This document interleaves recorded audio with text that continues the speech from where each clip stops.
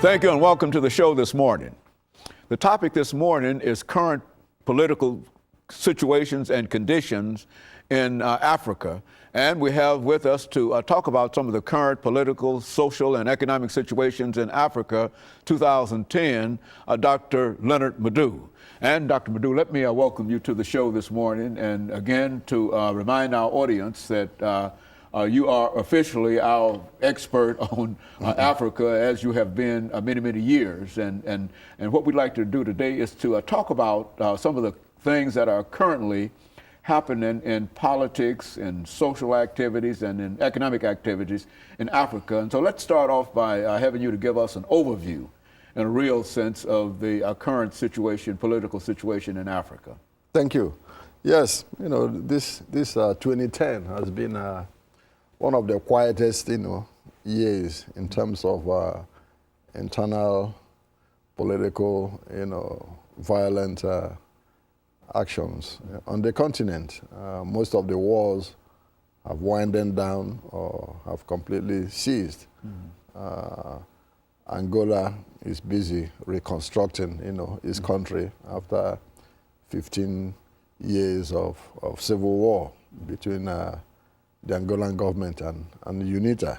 After Dr. Savimbi was killed in 2002, his group gave up fighting and brought an end to the conflict. The last African Nations Cup competition was held in Luanda, Angola, to show that the country is recovering. In Mozambique, after a long strife, the country is also rebuilding. Has one of the fastest growing economies in Africa now. I think 5.3% growth in its economy, pursuing the democratic, form of government. In the Congo, a little bit of mopping up is still going on. There's still some problems, internally. We still have the United Nations forces in the Congo, trying to bring some of the still, warring factions, if that's what you call them, to the table. But as we know, most of those still creating the problem in the Congo are nothing but what you call bandits, really, without any political ideology, just to terrorize people. Of course, Liberia is at peace now, after Charles Taylor went to exile in Nigeria, from where he was sent to The Hague, to be tried for war crimes. Sierra Leone is gradually rebuilding too, after the almost 10 years of civil strife, making a lot of progress. On the Uganda-Sudan border, you have what you call the Lord's Resistance Army. It's a group of criminals, really, who are busy raping and maiming and slaughtering people. They are opposed to the government of President Museveni in Uganda. But after half of them were thrown out of the country, driven away by the Ugandan troops, now they've settled in some parts of southern Sudan. That's already having their own problems. Yeah, terrorizing people and maiming and burning and looting and raping, it. And of course, the question of southern Sudan.